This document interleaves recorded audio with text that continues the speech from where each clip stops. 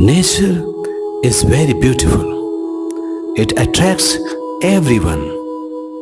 Rivers teach us many lessons. Deep rivers move with silent majesty. Shallow brooks are a bit noisy. They teach us the lesson of benevolence.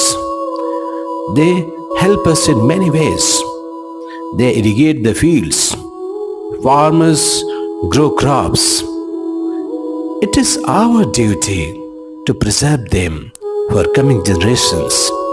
We should not pollute them. We should take care of them like they take care of us. We should not throw any garbage in the rivers. They are lively and happy.